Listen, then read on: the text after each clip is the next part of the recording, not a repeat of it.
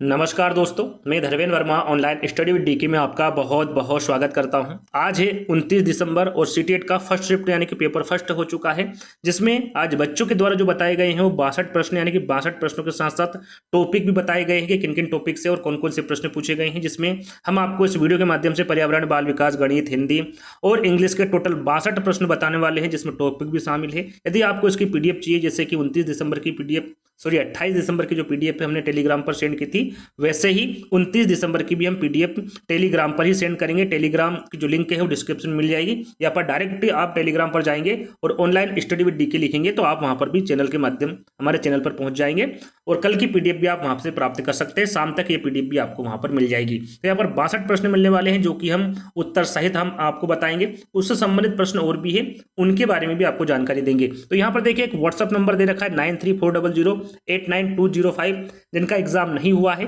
वो ये number save कर लीजिएगा, और जैसे ही आपका एग्जाम हो, एग्जाम हॉल से बाहर निकले तुरंत आपको व्हाट्सअप खोलना है और बताना है कि इस प्रकार के प्रश्न पूछे गए हैं और इन टॉपिक से भी प्रश्न आए हुए हैं। तो ये आपको फटाक से काम कर लेना है। जिन बच्चों के द्वारा हमें बताया गया है कि सर इस प्रकार के प्रश्न और इन टॉपिकों से प्रश्न आ रहे हैं, तो उनका हम तहे दिल से बहुत बहुत धन्यवाद देते हैं, क्योंकि आपके द्वारा बताए गए प्रश्न या फिर टॉपिक के जरिए लोगों को यानी कि बच्चों को पता चलता है और वो आगे की अपनी तैयारी कर सकते हैं। तो यहाँ पर देखिए, मात्र 10 से 15 मिनट में हम इस वीडियो को समाप्त कर देंगे। जल्द ही आपको सारे प्रश्न मिल जाएंगे। तो सबसे पहले आपको क्या करना है, वीडियो को लाइक करना है, चैनल को सब्सक्राइब कर लेना है और इस वीडियो को ज़्यादा से ज़्यादा शेयर करना है। चलिए देखिए, सबसे पहले हम पर्यावरण अध्ययन की बात करेंगे। तो पर्यावरण अध्ययन में सही जोड़ी का आपको मिलान करना था। देखिए, यहाँ पर नृत्य से संबंधित प्रश्न पूछा गया था। किससे?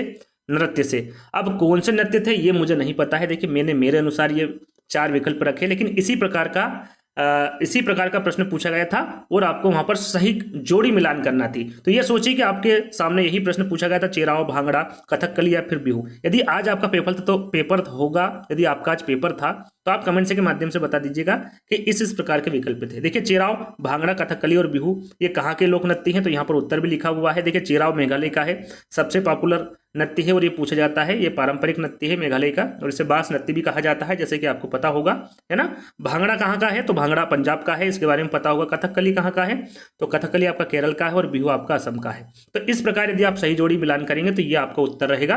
तो इस प्रकार का प्रश्न पूछा गया था, यानी कि नृत्य से संबंधित प्रश्न पूछा गया था। और भी जो प्रमुख नृत्य है, जरूरी नहीं कि इस प्रकार का प्रश्न पूछे, और भी राज्य से या फिर और भी नृत्य आपसे पूछा जा सकता है, जैसे कि घूमर, है ना। घूमर किस राज्य का है, तो राजस्थान का है। भांगड़ा पंजाब का है। लावणी महाराष्ट्र का है। चोंग नागालैंड का है। ओडिशा का है। ये स्क्रीनशॉट ले लीजिएगा, पढ़ लीजिएगा अच्छे से, है ना। यहाँ पर हम जितने भी आपको नृत्य बता रहे हैं सभी इंपोर्टेंट है। बिहू जो है वो असम का है। मुखोटा अरुणाचल प्रदेश का है। कथकली केरल का है। गढ़वाली उत्तराखंड का है। कुचिपुड़ी आंध्र प्रदेश का है। भरतनाट्यम तमिलनाडु का है। रासलीला और कथक ये दोनों ही उत्तर प्रदेश के हैं। यक्ष ज्ञान कर्नाटक का है। गरबा गुजरात का है। छऊ के बारे में पूछे तो विकल्प में झारखंड दे झारखंड सही होगा। उड़ीसा दे उड़ीसा। पश्चिम बंगाल दे पश्चिम बंगाल सही होगा, है ना। ये छऊ जो है ये तीनों राज्यों में प्रचलित है। चेराव नृत्य की बात करें, मेघालय सबसे इंपोर्टेंट, सबसे ज्यादा पूछा जाता है सीटेट एग्जाम में। तो ये जो मैंने 16 आपको नृत्य बताए हैं और उनके राज्य बताए हैं, इनको अच्छे से याद कर लीजिएगा, क्योंकि इससे संबंधित प्रश्न पूछे जा रहे हैं। चलिए दूसरा प्रश्न देखिए, ग्रीन हाउस गैस से संबंधित था कि निम्नलिखित में से कौन सी ग्रीन हाउस गैस नहीं है। कौन सी ग्रीन हाउस गैस नहीं है, ये प्रश्न पूछा गया था। 4 विकल्प मैंने मेरे अनुसार रखे हैं। यहाँ पर विकल्प के बारे में मुझे नहीं पता था। यदि आपका आज पेपर था तो आप कमेंट के माध्यम से बता सकते हैं। तो यहाँ पर देखिए 4 विकल्प मैंने रखे, मीथेन, नाइट्रस ऑक्साइड, नाइट्रोजन और कार्बन डाइऑक्साइड। इसमें जो ग्रीन हाउस गैस नहीं है वो कौन सी नहीं होगी, नाइट्रोजन नहीं होगी। अब ग्रीन हाउस गैस कौन कौन सी है, तो यहाँ पर आप देख सकते हैं प्राकृतिक रूप में और मानव द्वारा निर्मित रूप में, दोनों रूप में मैंने यहाँ पर रखी है ग्रीन हाउस गैस। तो यहाँ पर देखिए, जो सबसे प्रमुख ग्रीन हाउस गैस से पूछा जाता है, इस सबसे प्रमुख ग्रीन हाउस गैस कौन सी है, तो वो है कार्बन डाइऑक्साइड, फिर है आपका मीथेन, फिर जल वाष्प है, फिर नाइट्रस ऑक्साइड है, फिर फ्लोरीकृत गैस है। तो ये जो 6 प्रकार की गैस है ये ग्रीन हाउस गैस है जो कि प्रमुख है ना। अब मानव द्वारा निर्मित या फिर संश्लेषित ग्रीन हाउस गैस कौन कौन सी है, तो यहाँ पर 4 गैसें आपको नजर आ रही है। कार्बाइन है, हाइड्रोक्लोरोकार्बन है, पर क्लोरोकार्बन है और सल्फर हेक्सा क्लोरोराइड है। तो ये जो 4 प्रकार की गैस है ये क्या है, ग्रीन हाउस गैस है जो कि मानव द्वारा निर्मित है। तो ये आपको पता होना चाहिए कौन सी मानव द्वारा निर्मित है और कौन सी प्रकृति रूप में है।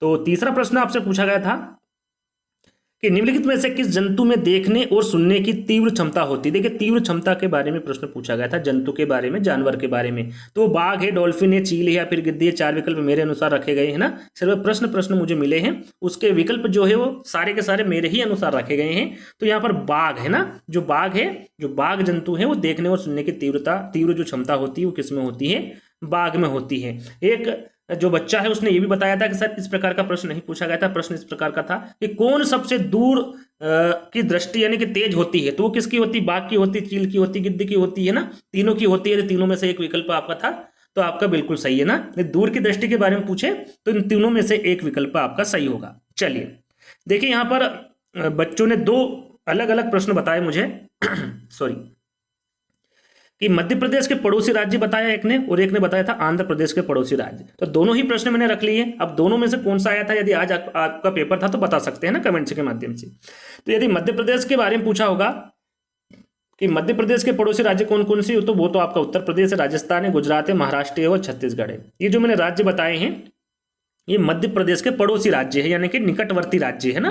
आंध्र प्रदेश के पड़ोसी राज्य या फिर निकटवर्ती राज्य कौन कौन से हैं, ओडिशा है, छत्तीसगढ़ है, तेलंगाना है, कर्नाटक है या फिर तमिलनाडु है।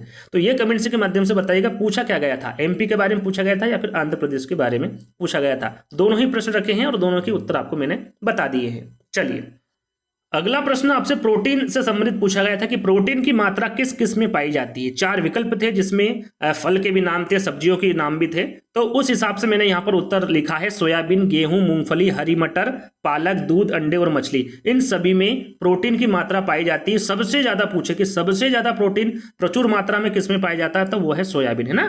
तो सोयाबीन में भी पाया जाता है, सबसे ज्यादा पाया जाता है, फिर गेहूं में, फिर मूंगफली, फिर हरी मटर, पालक, दूध, अंडे, मछली, इन सभी में प्रोटीन की मात्रा पाई जाती है। तो ये जो उत्तर है ये मेरे अनुसार यहाँ पर रखा गया है ना। आगे हम बात करें ओजोन परत की। ओजोन परत के बारे में पूछा गया था कि ओजोन परत के संरक्षण के लिए कौन सा प्रोटोकॉल बनाया गया है। तो ओजोन परत के संरक्षण के लिए मॉन्ट्रियल प्रोटोकॉल, कौन सा, मॉन्ट्रियल प्रोटोकॉल बनाया गया है। और एक प्रश्न और पूछा जाता है, ये पूछा नहीं गया था, मैंने रखा है यहाँ पर है ना, कि विश्व में ओजोन दिवस कब मनाया जाता है। यदि आगे पूछा जाए तो आपको पता होना चाहिए, 16 सितंबर को मनाया जाता है। कब मनाया जाता है, 16 सितंबर को मनाया जाता है। अबू धाबी की यहाँ पर देखिए मुद्रा पूछी गई है। ये आपकी जो पिछली एग्जाम गई सीटेट ऑनलाइन एग्जाम, उसमें पूछा गया था, ऑफलाइन में भी पूछा गया था। तो अबू धाबी की मुद्रा पूछी गई है, कौन सी है, तो वो कौन सी है, दिरहम है। ये अबू धाबी की मुद्रा होती है। खेजड़ी वृक्ष, देखिए खेजड़ी वृक्ष से काफी प्रश्न पूछे गए हैं।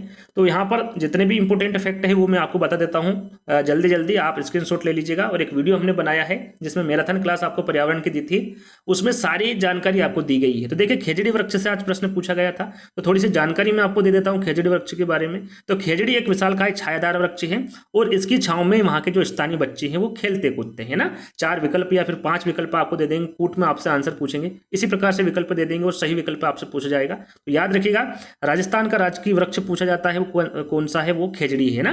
खेजड़ी राजस्थान राज्य के थार रेगिस्तान में पाया जाता है। कहां पर पाया जाता है, ये राजस्थान राज्य के थार रेगिस्तान में पाया जाता है। और खेजड़ी की जड़ें गहरी होती है, कैसी होती है, गहरी होती है और कम पानी में भी रह सकती, ज्यादा पानी इसको आवश्यकता नहीं होती, इसलिए रेगिस्तान में यह जो खेजड़ी है वो उगता है या फिर उगती है ना।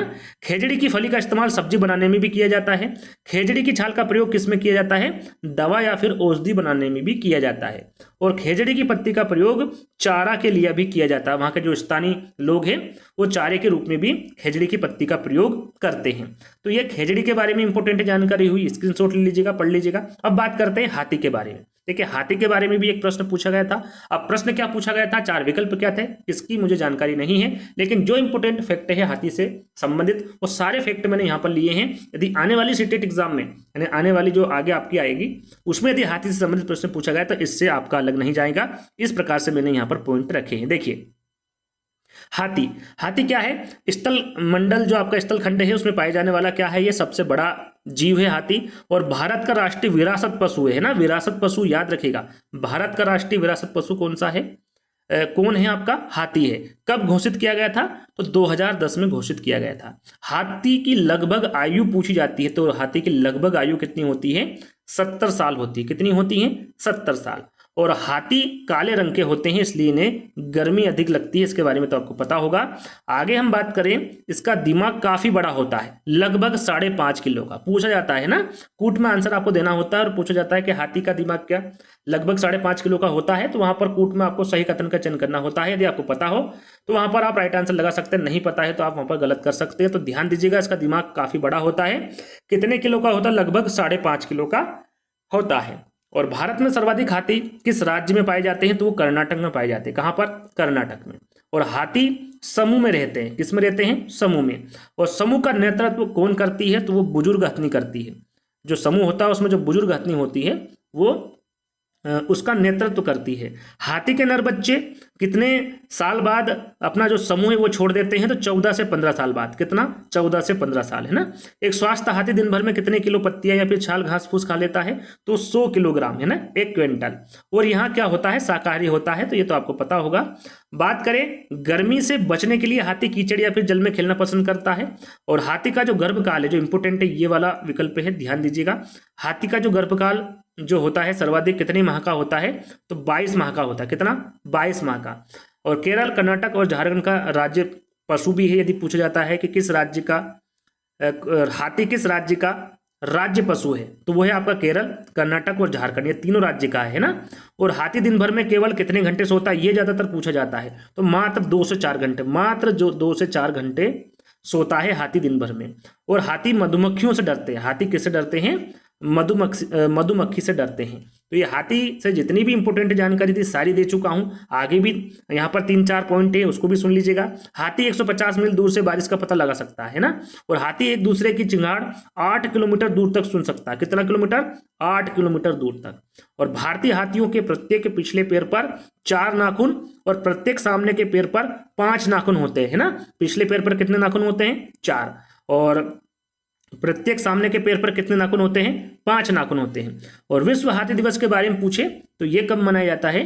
तो ये 12 अगस्त को मनाया जाता है। तो ये जो हाथी के बारे में जो मैंने जानकारी दी है इसका स्क्रीनशॉट जरूर ले लीजिएगा और एक बार अच्छे से पढ़ लीजिएगा, ताकि यदि हाथी से संबंधित प्रश्न पूछे तो आपका एक भी गलत ना हो। देखिए और भी जो प्रश्न पूछे गए थे, जो टॉपिक पूछे गए थे, उनके बारे में हम आपको बता देते हैं। देखिए इनमें से कौन सा पेट्रोलियम के साधन है, तो इस प्रकार का प्रश्न पूछा गया था। अब क्या पूछा गया था इसके बारे में मुझे जानकारी नहीं है, ये प्रश्न मुझे थोड़ा डाउट लग रहा है, तो कमेंट्स के माध्यम से बताइएगा कि ये पूछा गया था या फिर नहीं।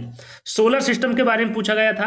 रेड डाटा बुक के बारे में प्रश्न पूछा गया था। रेड डाटा बुक है ना, आकलन से संबंधित प्रश्न पूछा गया था पेडागोजी में। मैप से संबंधित प्रश्न डेली पूछा जा रहा है।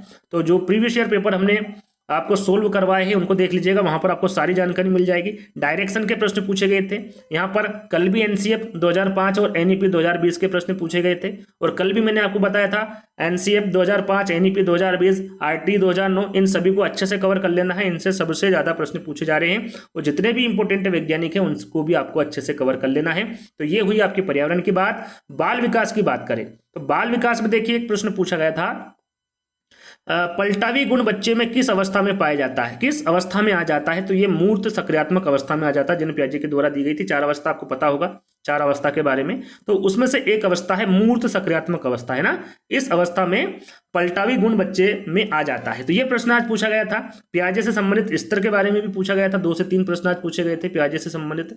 उसके बाद में चोम्स्की से संबंधित प्रश्न पूछा गया था। आरटी 2009, एनसीएफ 2005, जैसे कि कल भी मैंने आपको बताया था, फिर से मैं बता रहा हूं, इनको अच्छे से रट लीजिएगा क्योंकि हर विषय में, हर शिफ्ट में इनसे प्रश्न पूछे जा रहे हैं। समावेशी शिक्षा से प्रश्न पूछा गया था। आज देखिए एक विकार से प्रश्न पूछा गया था, डिस्मोर्फिया से। डिस्मोर्फिया जितने भी विकार है उस पर भी हमने वीडियो बना के रखी, उसको देख लीजिएगा, है ना। आपके सारे डाउट क्लियर हो जाएंगे। और ट्रिक के द्वारा भी हमने बताया है आपको। बाल केंद्रित शिक्षा से संबंधित प्रश्न पूछे गए थे बाल विकास में, कोहलबर्ग से, स्कीमा से। देखिए स्कीमा से भी आज प्रश्न एक पूछा गया था और कोहलबर्ग से भी पूछा गया था। शिक्षा प्रणाली से भी प्रश्न पूछा गया था आज बाल विकास में। हार्वर्ड गार्डनर, देखिए हार्वर्ड गार्डनर से बताया गया है कि 2 से 3 प्रश्न हार्वर्ड गार्डनर से पूछे गए थे। तो हार्वर्ड गार्डनर को अच्छी तरीके से याद कर लीजिएगा। एनईपी 2020 से प्रश्न पूछा गया था। प्राकृतिक बुद्धि से संबंधित प्रश्न पूछा गया था, यानी कि बुद्धि से संबंधित भी प्रश्न पूछे जा रहे हैं, तो इसको भी अच्छे से कवर कर लीजिएगा। चलिए अब बात करते हैं गणित में। देखिए गणित में सारे टॉपिक में बताऊंगा कौन कौन से टॉपिक से प्रश्न पूछे गए हैं। तो समबाहु त्रिभुज से प्रश्न पूछा गया है आपका, आयात से प्रश्न पूछा गया है, परिमाप से प्रश्न पूछा गया है, गुणनखंड पूछा गया है ना, ट्रेन से संबंधित प्रश्न पूछा गया है, क्षेत्रफल से संबंधित प्रश्न पूछा गया है, वर्ग से संबंधित प्रश्न पूछा गया है। आगे हम बात करें गणित की तो भाज्य और अभाज्य से प्रश्न पूछा गया है, एलसीएम एचसीएफ कल भी पूछा गया था, आज भी पूछा गया है, ट्रायंगल कल भी पूछा गया था, आज भी पूछा गया है, भिन्न से संबंधित कल भी पूछा गया था, आज भी पूछा गया है, प्राकृतिक संख्याओं का योग वैन हिले से संबंधित एनसीएफ 2005। देखिए ये तीनों जो टॉपिक है कल भी पूछे गए थे और इनसे आज भी प्रश्न पूछे गए हैं मैथ्स में। चलिए अब बात करते हैं हिंदी में। देखिए हिंदी में एक गद्यांश आया था और गद्यांश किस पर आधारित था, तो तिरंगे पे आधारित था, तिरंगे के बारे में वहां पर बताया गया था और उसी में से 4 से 5 प्रश्न पूछे गए थे आपसे, है ना। और जो कविता आई थी वो कविता किस पर आधारित थी, तो मानवता पर आधारित थी। अब किस प्रकार से कविता थी इसका मुझे जानकारी नहीं है, लेकिन मानवता पर आधारित थी कविता, है ना। बात करें गद्यांश से या फिर कविता में जो प्रश्न पूछे गए थे उसमें संधि पूछी गई थी, या तो कविता में पूछी गई होगी या फिर गद्यांश में पूछी गई होगी। तो सूर्य उदय में संधि पूछी गई थी कि सूर्य उदय में कौन सी संधि है, गुण संधि, विसर्ग संधि, व्यंजन संधि या फिर अयादी संधि। तो सूर्य उदय में कौन सी संधि होगी, गुण संधि होगी, है ना। और राष्ट्रीय शब्द में कौन सा प्रत्यय, यानी कि प्रत्यय पूछा गया था राष्ट्रीय शब्द में, ई है, या है, ई है या फिर री है। तो राष्ट्रीय शब्द में जो प्रत्यय होगा वो कौन सा होगा, आपका ई होगा, है ना। चलिए आगे हम टॉपिक की बात करें तो पेडागोजी में जो हिंदी पेडागोजी में पूछा गया था आपका उपचारात्मक शिक्षण से संबंधित प्रश्न पूछा गया था, बहुभाषिकता से संबंधित, ग्रहात्मक कौशल से संबंधित प्रश्न पूछा गया था। साथ में संप्रेषण एनसीएफ 2005 एनईपी 2020 इसके बारे में बता चुका हूं, इनको अच्छे से पढ़ लीजिएगा। साथ में वाचन और पठन से संबंधित प्रश्न पूछे जा रहे, भाषा कौशल से संबंधित और चौमसकी से संबंधित प्रश्न ये हिंदी में पूछे गए हैं ना। इंग्लिश की हम बात करें तो इंग्लिश में 3-4 प्रश्न मिले, 3 प्रश्न मिले हैं। तो पैसेज जो आया था आपका इंग्लिश में वो न्यू दिल्ली से आया था, है ना। और जो पोयम आई थी वो प्रकृति पर आधारित पोयम आई थी। और बात करें स्टीफन क्रेसन से संबंधित आपका इंग्लिश में पेडागोजी में पूछा गया था। तो ये टोटल 62 जिसमें प्रश्न थे और प्रश्न के साथ साथ उत्तर भी थे और उत्तर के साथ साथ उससे संबंधित जो प्रश्न बन रहे थे वो भी थे और टॉपिक भी हमने आपको बताए। तो आपको क्या करना है, इस वीडियो को ज़्यादा से ज़्यादा शेयर करना है, ज़्यादा से ज़्यादा लाइक करना है और चैनल को सब्सक्राइब कर लेना है। तो जल्द ही दोस्तों एक नई वीडियो के साथ मिलेंगे, जब तक के लिए धन्यवाद।